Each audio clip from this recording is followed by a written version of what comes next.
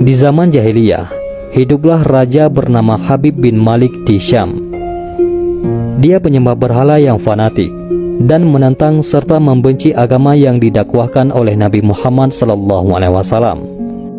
Suatu hari Abu Jahal menyurati Raja Habib bin Malik perihal Nabi Muhammad SAW. Surat itu membuatnya penasaran dan ingin bertemu dengan Nabi Muhammad SAW. Dan Raja Habib membalas surat itu bahwa ia akan berkunjung ke Makkah. Pada hari yang telah ditentukan, berangkatlah ia dengan 10.000 orang ke Makkah. Sampai di desa Abtah, yakni desa yang dekat dengan Makkah, ia mengirim utusan untuk memberitahu Abu Jahal bahwa dia telah tiba di perbatasan Makkah.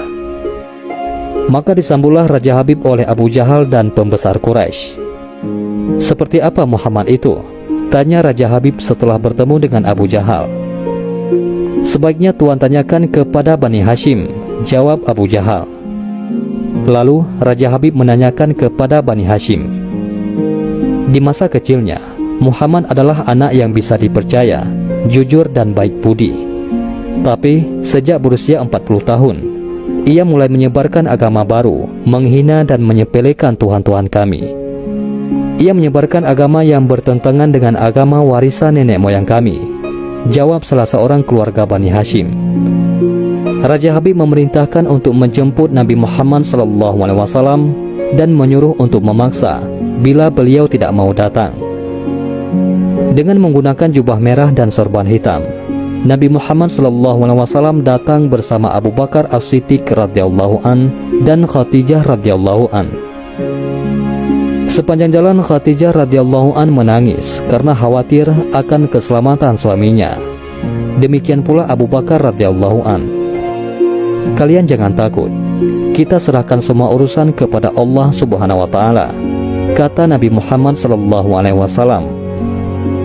Sampai di desa Abtah, Nabi Muhammad SAW disambut dengan ramah dan dipersilahkan duduk di kursi yang terbuat dari emas. Ketika Nabi Muhammad SAW duduk di kursi tersebut, memancarlah cahaya kemilau dari wajahnya yang berwibawa, sehingga yang menyaksikannya tertegun dan kagum. Maka berkata Raja Habib, "Wahai Muhammad, setiap Nabi memiliki mukjizat. Mukjizat apa yang engkau miliki?"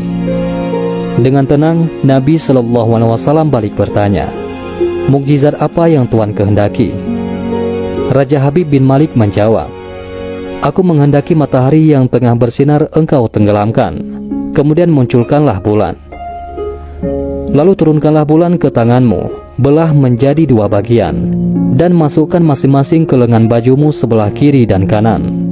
Kemudian keluarkan lagi dan satukan lagi.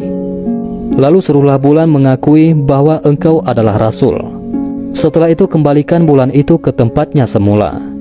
Jika engkau dapat melakukannya, aku akan beriman kepadamu dan mengakui kenabianmu."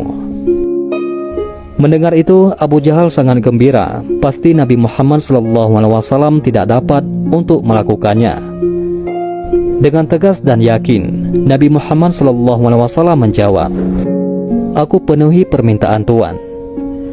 Kemudian Rasulullah SAW berjalan ke arah gunung Abi Qubays dan sholat 2 rakaat. Usai sholat, beliau SAW berdoa dengan menengadahkan tangan tinggi-tinggi agar permintaan Raja Habib terpenuhi. Seketika itu juga, tanpa diketahui oleh siapapun juga, turunlah 12.000 malaikat.